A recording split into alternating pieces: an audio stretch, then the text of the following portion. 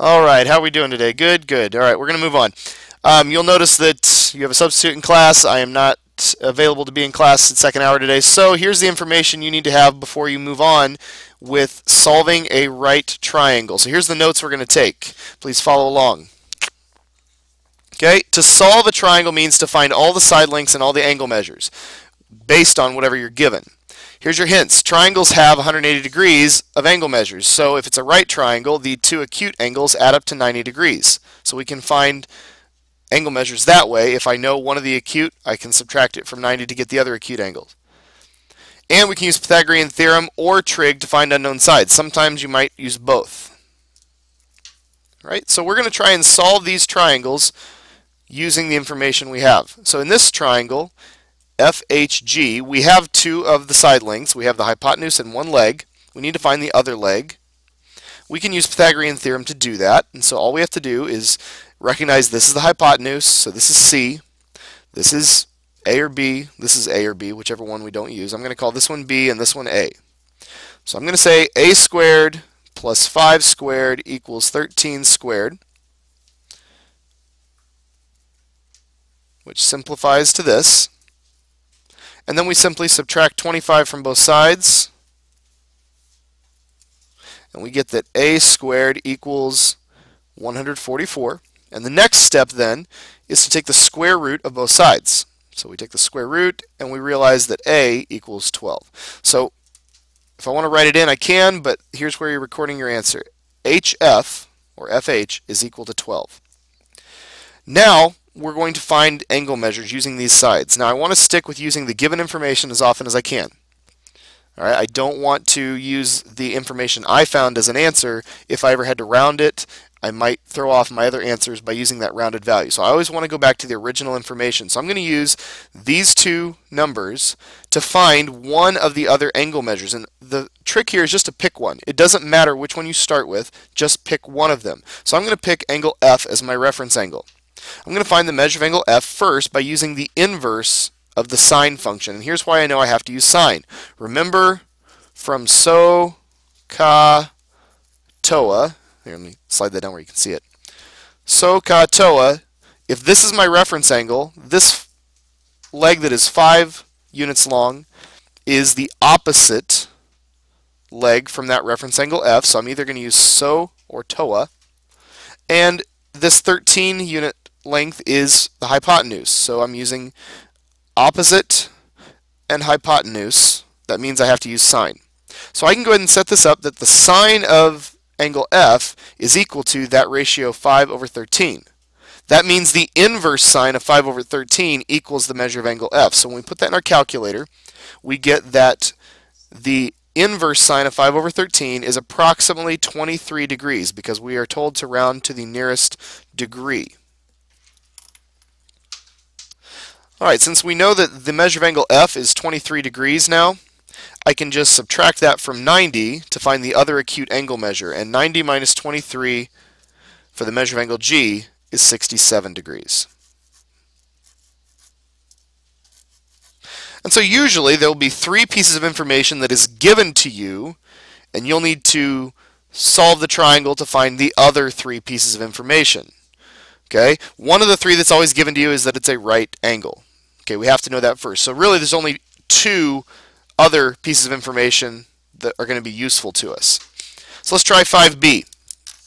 We want to find the measure of angle C. Okay, and we can do that by just subtracting 62 from 90. And then we get the measure of angle C is 28 degrees. Now, yours is probably in a different position. That might be at the very bottom of your list. So be careful that you're not just filling in the first blank you see.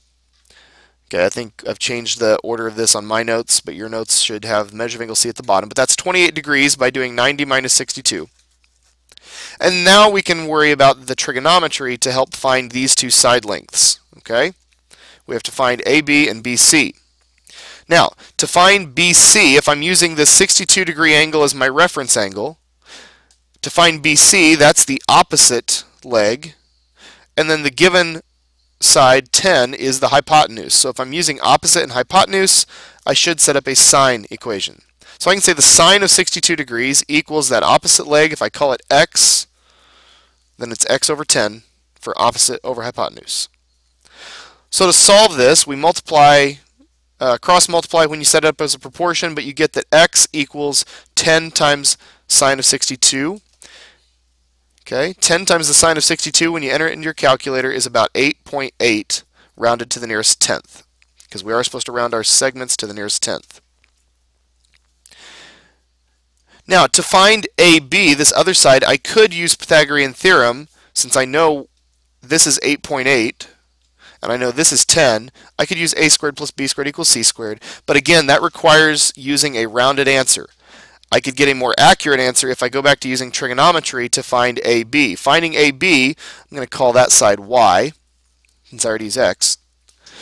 I'm going to realize that this is the adjacent leg to the 62 degree angle, so I'm going to use my cosine ratio. I'm going to say cosine of 62 equals the adjacent leg, which I'm calling y, over the hypotenuse 10. So very similarly to how we got this, y equals 10 times the cosine of 62. Okay, and when we work that out, 10 times the cosine of 62 is about 4.7.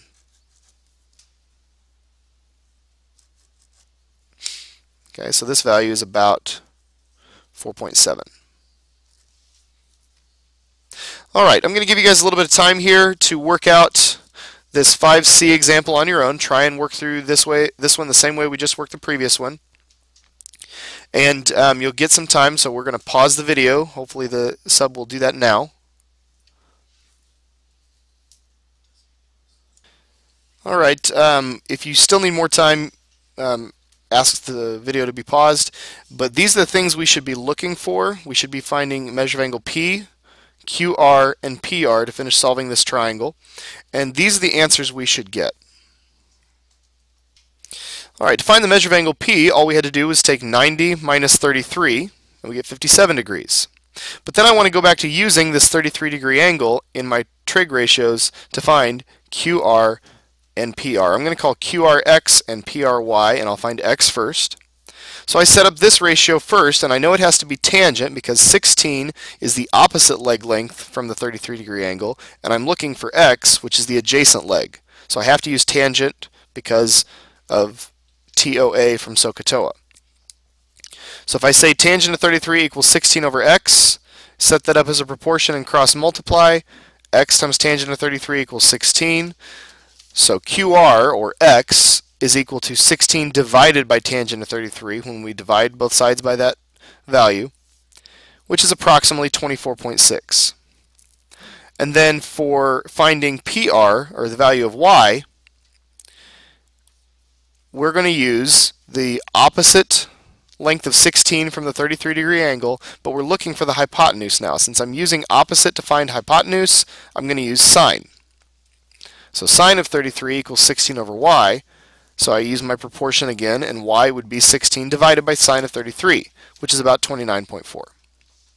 All right, you've got some time now, and I want you guys to try and do these application problems, and you won't have to completely solve the triangle unless it tells you to, but you're going to use these concepts to help find the measurements that they're asking you for. Okay, so they kind of give you directions on how to do this. Step 1 is to draw the right triangle in the diagram if it's not already done, and step 2 is to analyze the figure to determine what you still need. Are you looking for angle measures, or are you looking for a side? And that will help you get started on solving these. So you've got some time now. Try and work on these application problems before you start the next worksheet from lesson 8.4.